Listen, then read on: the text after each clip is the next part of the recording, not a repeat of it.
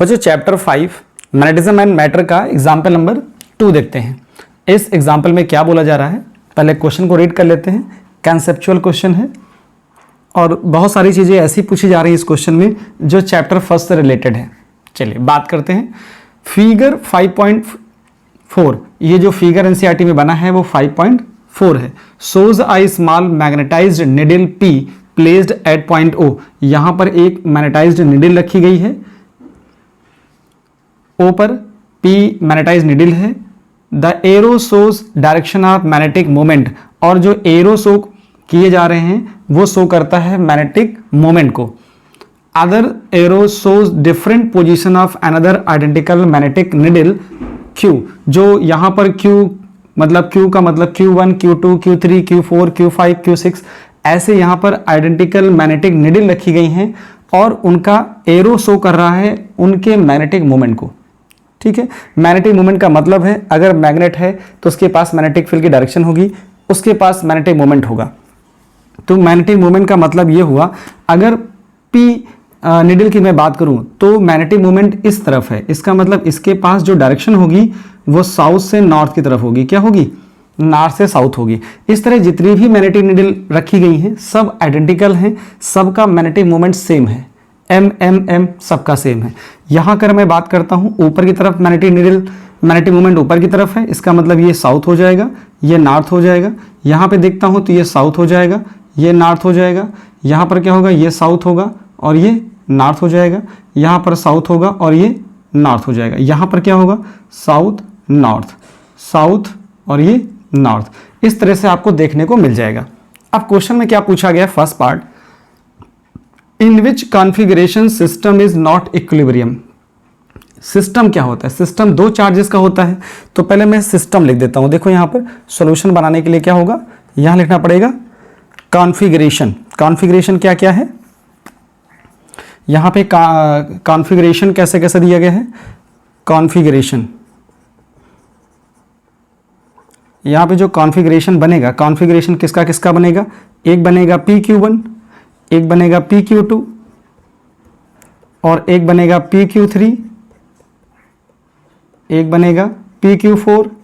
ये कॉन्फ़िगरेशन है, सिस्टम है, दो चार्जेस से मिलकर मतलब चार्जेस नहीं, यहां पे कहना पड़ेगा कि एक ये मैग्नेटिक मोमेंट है, एक ये मैग्नेटिक, इसको लेके चलना है, इसके साथ इसको, फिर इसका इसके साथ, फिर इस P का Q3 के साथ, सबके साथ कॉन्फ़िगरेशन बनाना है। तो PQ1, PQ2, PQ3, PQ4 और बनता है PQ5 और बनता है PQ6। तो ये बच्चों आपके पास 1 2 3 4 5 6, तो यहां पर 6 कॉन्फ़िगरेशन बने, लेकिन 7 मैग्नेटिक निडल रखी गई हैं और हर एक मैग्नेटिक निडल का जो मैग्नेटिक मोमेंट है वो सेम है। क्लियर है? सबका मैग्नेटिक मोमेंट सेम है, मतलब मैं M मान लूं। चलो मान के चलना आप। ये पूछा गया है किस कॉन्फ़िगरेशन का, इनमें से किस कॉन्फ़िगरेशन, कौन सा कॉन्फ़िगरेशन इक्विलिब्रियम में नहीं है। पहला क्वेश्चन बात करेंगे अभी, पहले क्वेश्चन को समझ लीजिए। क्वेश्चन नंबर जो इसका बी पार्ट है, in which configuration system is stable and unstable. आपको बताना है कि सिस्टम कब, इनमें से कौन सा सिस्टम स्टेबल होगा और कौन सा अनस्टेबल होगा। थर्ड पार्ट में पूछा जा रहा है कि इनमें से किस कॉन्फ़िगरेशन, इनमें से कौन सा कॉन्फ़िगरेशन मिनिमम पोटेंशियल एनर्जी को शो करता है। इन सब में कौन सा कॉन्फ़िगरेशन मिनिमम पोटेंशियल एनर्जी लिखा है, लोएस्ट पोटेंशियल एनर्जी, इन सब में से लोएस्ट पोटेंशियल एनर्जी को कौन सा शो करेगा। अब पोटेंशियल एनर्जी होगा तो स्टेबल होना चाहिए, स्टेबल में किसकी मिनिमम पोटेंशियल एनर्जी होगी वो पता करना है। होपफुली क्वेश्चन को समझ में आ गया होगा, जैसे मैंने आपको बताया वैसे ही आपको लिखना है, फिगर समझ में आना चाहिए। अब फिगर के अंदर चलते हैं। पूछा गया है कि सिस्टम कब इक्विलिब्रियम में नहीं होगा, तो पहले ये समझ लें कि कब स्टेबल होगा कब अनस्टेबल होगा, तो अपने आप पता चल जाएगा कि कहां पर स्टेबिलिटी नहीं है। तो देखो स्टेबल होने की कंडीशन क्या होती है, क्या होता है। ए पार्ट में छोड़ दे रहा हूं, पहले ए छोड़ दे रहा हूं, यहां पे लिखता हूं, यहां लिख देता हूं configuration is not equilibrium, system is not equilibrium. ये मुझे अभी समझाना है। इक्विलिब्रियम तो कौन सा सिस्टम इक्विलिब्रियम में नहीं होगा वो मैं लिख दूंगा अभी यहाँ पे। लेकिन पहले बी पार्ट देखो, किसके लिए? For stable equilibrium. Stable equilibrium की बात करते हैं तो क्या आता है? स्टेबल इक्विलिब्रियम के लिए बच्चों ये होता है कि थीटा की वैल्यू 0 होनी चाहिए। थीटा की वैल्यू क्या होनी चाहिए? 0 डिग्री आनी चाहिए। अब जब थीटा की वैल्यू 0 डिग्री होगी तो टॉर्क कितना आएगा? जरा देखो, टॉर्क जो होता है, torque tau is equal to होता है एम बी साइन थीटा होता है। अगर थीटा की वैल्यू 0 डाल देंगे तो टॉर्क कितना आ जाएगा? 0 आ जाएगा। इसका मतलब इक्विलिब्रियम अगर स्टेबल है तो टॉर्क 0 होना चाहिए। मतलब देखना है इनमें से P जो मैग्नेटिक निडल है वो किस मैग्नेटिक निडल के साथ 0 डिग्री एंगल बना रहा है। जिसके साथ 0 डिग्री एंगल बनेगा वहां पर स्टेबल इक्विलिब्रियम आ जाएगा। ऐसे ही देखो जरा क्या होता है, इसी में अनस्टेबल इक्विलिब्रियम क्या होगा? फॉर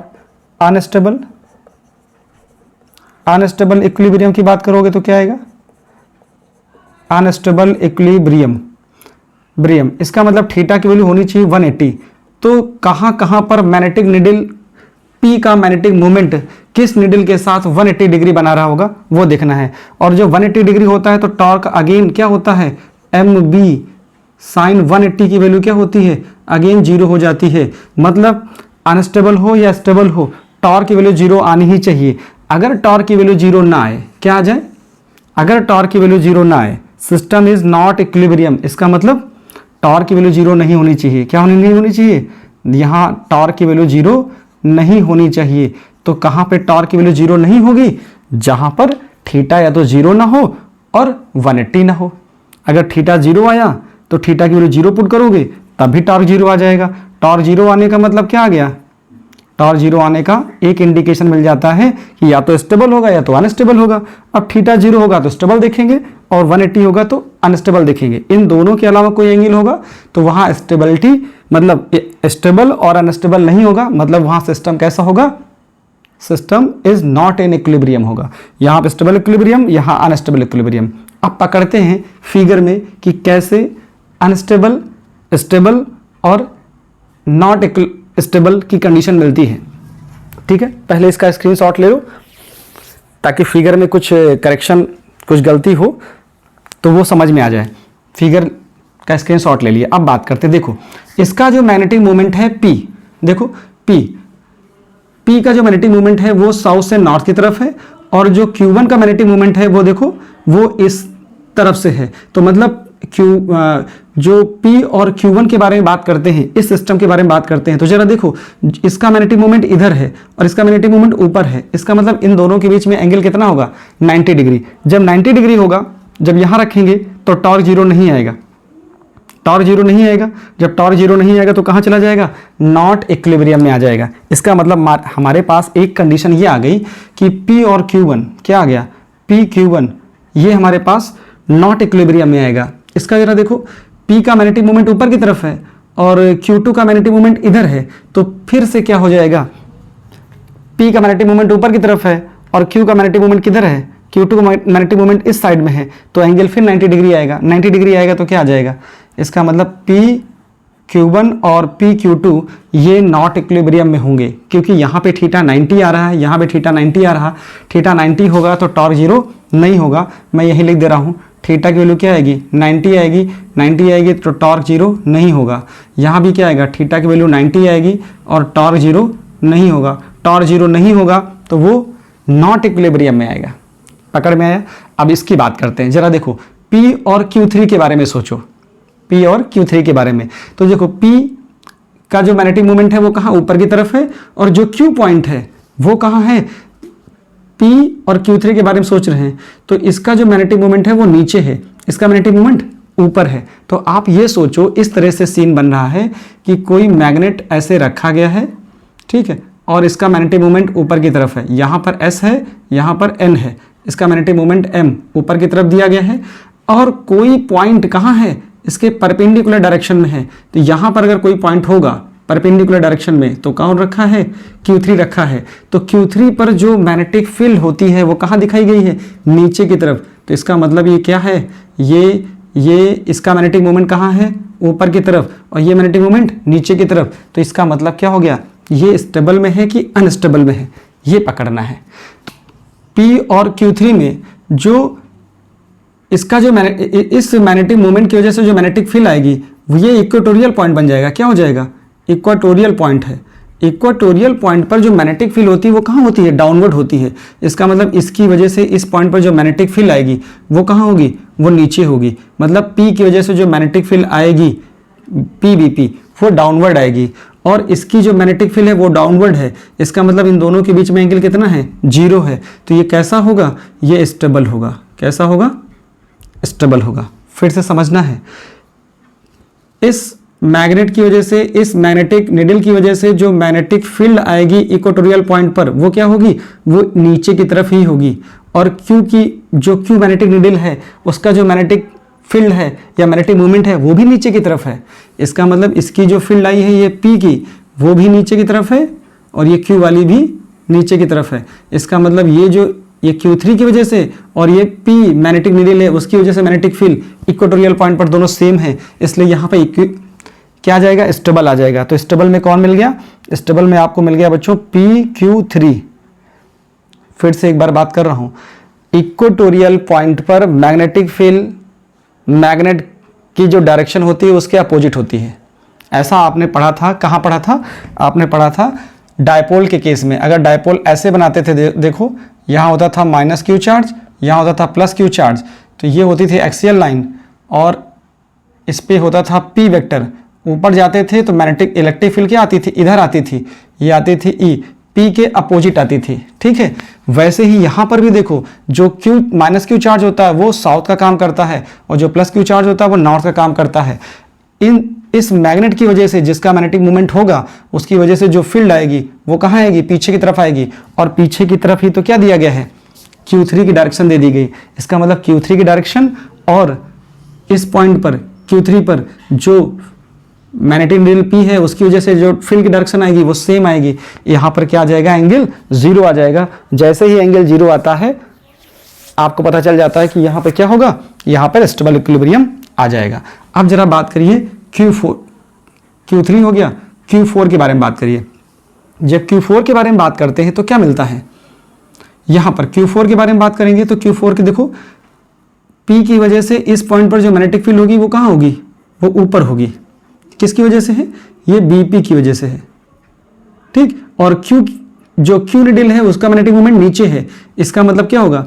इसका मतलब ये हो गया कि Q की वजह से नीचे है और P मैग्नेटिक निडल की वजह से मैग्नेटिक फील्ड इस पॉइंट पर ऊपर है। तो यहाँ तो 180 डिग्री आ गया। 180 डिग्री आ गया तो क्या आ जाएगा? यहाँ थीटा की वैल्यू 180 डिग्री है। थीटा की वैल्यू 180 डिग्री है तो टॉर्क 0 होगा और जहाँ थीटा 180 डिग्री होता है वहाँ अनस्टेबल होता है।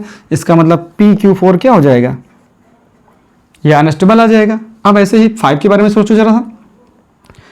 इस P मैग्नेटिक निडल की वजह से इस पॉइंट पर जो मैग्नेटिक फील्ड होगा वो कहाँ होगा?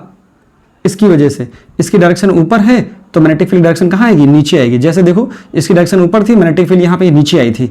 यहाँ पर ऊपर डायरेक्शन है तो मैग्नेटिक फील्ड यहाँ पे क्या आएगी? ये नीचे आएगी। ये कौन सी आ रही है? BP। P निडल की वजह से ये इस इक्वेटोरियल पॉइंट पर मैग्नेटिक फील्ड क्या आएगी? नीचे आएगी। अब यहाँ पे एंगल कितना बन रहा है? यहाँ एंगल बन रहा है 180 डिग्री। 180 डिग्री बन रहा है। इसका मतलब PQ5 ये भी हो गया बच्चों अनस्टेबल। अब बात करते हैं किसके लिए? अब बात करते हैं 6 के लिए। जरा 6 वाले में देखो, यहाँ पर P की डायरेक्शन कहाँ है? जो P की डायरेक्शन है वो किधर है? जो VP है वो ऊपर की तरफ है और Q6 की डायरेक्शन भी कहाँ है? ऊपर की तरफ है। इसका मतलब यहाँ पे थीटा की वैल्यू कितनी आएगी? 0 आएगी। दोनों हो गए पैरेलल। तो इसका मतलब यहाँ पे क्या मिलेगा? यहाँ पे PQ6 इन दो जगह पे मिलेगा आपको क्या? Stable equilibrium. और यहाँ दोनों की जगह पे मिलेगा अनस्टेबल इक्विलिब्रियम और PQ1 और PQ2 मिलेगा नॉट इक्विलिब्रियम। होपफुली ये बात समझ में आ गई होगी। अब यहाँ पे एक चीज और पूछी जा रही है थर्ड पार्ट में, क्या? In which configuration correspond to lowest potential energy among the configuration solve. तो यहाँ पे कहाँ पे पोटेंशियल एनर्जी मिनिमम होगी? जहाँ स्टेबल होगा वहाँ पोटेंशियल एनर्जी मिनिमम होगी। तो स्टेबल इक्विलिब्रियम दो जगह मिला है। स्टेबल इक्विलिब्रियम दो जगह मिला है। तो फॉर मिनिमम पोटेंशियल एनर्जी क्या आएगा? फॉर मिनिमम पोटेंशियल एनर्जी, इसका बच्चों फॉर्मूला होता है। क्या होता है? इसका फॉर्मूला होता है U is equal to minus M B cos theta. और जो मिनिमम पोटेंशियल एनर्जी होती है वो स्टेबल में आती है। स्टेबल होने के लिए क्या चाहिए, और फॉर स्टेबिलिटी के लिए क्या आता है, for stable equilibrium theta must be equal to 0। अब थीटा की वैल्यू 0 दो जगह है, कहाँ कहाँ है, एक तो 0 है किस पर, एक तो PQ3 पर है, एक PQ6 पे है। अब PQ6 के लिए क्या आएगा और PQ3 के लिए क्या आएगा, दोनों में से कौन से मिनिमम पोटेंशियल एनर्जी लेके आएगा। तो जरा उसको यहां समझ लेते हैं, जरा देखो यहां पे समझ लेते हैं। यहां थीटा की वैल्यू क्या थी, 0 थी। अब देखो दो केस मेरे पास आए, एक तो आया PQ3 के लिए और एक मेरे पास बचा PQ6 के लिए आएगा। अब दोनों ही का ही जो इसका जो मैग्नेटिक मोमेंट और इसका मैग्नेटिक मोमेंट दोनों का सेम है, दोनों की जगह पे थीटा 0 है, तो फॉर्मूला क्या बना, U is equal to minus M B आएगा और कॉस 0 आएगा। यहाँ पे क्या आएगा, यहाँ भी U is equal to minus M B आएगा और कॉस 0 आएगा। देखो कॉस 0 की वैल्यू बच्चों 1 होती है, हो जाएगा। अच्छा दोनों का m सेम है, बच्चा b क्या होगा, b होगा PQ3 के लिए, PQ3 के लिए जो होगा वो इक्वेटोरियल पे होगा, इक्वेटोरियल पे आएगा। और जो b ये वाला होगा Q6 के लिए वो आएगा एक्सियल पे, क्या आएगा, एक्सियल पे आएगा। अच्छा अब ये ध्यान दो कि एक्सियल पर मैग्नेटिक फील्ड ज़्यादा होती है कि इक्वेटोरियल पर। आपको ये पता है कि यहाँ से ये वैल्यू अगर कम होगी या ये वैल्यू कम होगी, ये नहीं समझना है, ये समझना है कि कौन ज़्यादा नेगेटिव होगा, कौन ज़्यादा नेगेटिव होगा। भाई थीटा तो हट गया, m हट गया, बचा b।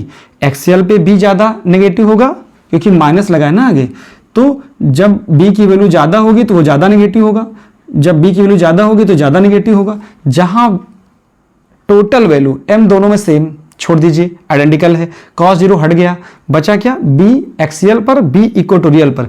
Q3 आ रहा है इक्वेटोरियल पर, Q3 इक्वेटोरियल पे आ रहा है, इक्वेटोरियल पर मैग्नेटिक फील्ड कम होती है। देखो मैं यहां लिखता हूं, ये होता है b एक्सियल, क्या होता है,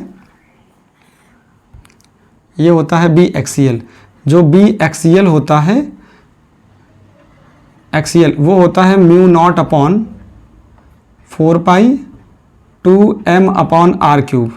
ठीक, यहां से डिस्टेंस इसके सेम, यहां से डिस्टेंस इसके सेम, ठीक, r same, mu naught upon 4 पाई सेम, m सेम, ठीक है। और यहीं से जरा देखो b जो इक्वेटोरियल आता है, इक्वेटोरियल ये आता है म्यू नॉट अपॉन 4 पाई, ये आता है m अपॉन r क्यूब। तो यहाँ से इन दोनों से अगर मैं एक रिलेशन चुराना चाहूँ तो ये रिलेशन यहाँ से मुझे मिल सकता है। जो b एक्सियल होता है वो क्या होता है, 2 टाइम्स ऑफ b इक्वेटोरियल आता है, क्या आता है, b इक्वेटोरियल आता है। मतलब एक्सियल पर वैल्यू ज़्यादा होती है, एक्सियल पर वैल्यू ज़्यादा होती है, तो B6 is the right answer. क्या हो जाएगा, B6। तो मिनिमम पोटेंशियल एनर्जी किसकी आ जाएगी, ये आ जाएगी PQ6 आ जाएगी। क्यों आ जाएगी, क्योंकि यहाँ पर दिख जाएगा, ठीक है, ये PQ6 लिखा हुआ है, PQ6। क्यों ऐसा आ रहा है, क्योंकि जो Q6 पर है जो पोटेंशियल एनर्जी है वो मोर नेगेटिव है, क्योंकि ये इसकी एक्सिस पे है और ये जो पॉइंट है वो कहाँ है, इस मैग्नेटिक मोमेंट के इक्वेटोरियल लाइन पे लाइज कर रहा है। जब इक्वेटोरियल लाइन पर लाइज करेगा तो वहां पर फील्ड कम होगी, और फील्ड कम होगी तो पोटेंशियल एनर्जी भी कम हो जाएगी। होपफुली थोड़ा सा कंसेप्चुअल क्वेश्चन था, इसलिए टाइम लग रहा था कि कैसे एक्सप्लेन किया जाए। तो 1 बाई 1 चीजें शायद समझ में आ गई होंगी। पकड़ना क्या है आपको, थीटा 0 स्टेबल, थीटा 180 कहाँ कहाँ पर किस मैग्नेटिक नीडल के साथ P मैग्नेटिक नीडल है, P मैग्नेटिक नीडल का किस नीडल के साथ मैग्नेटिक मोमेंट पैरेलल है, कहाँ पे एंटी पैरेलल है, वो पकड़ना है। अगर पकड़ में आ जाएगा तो सारी चीज़ें क्लियर हो जाएंगी।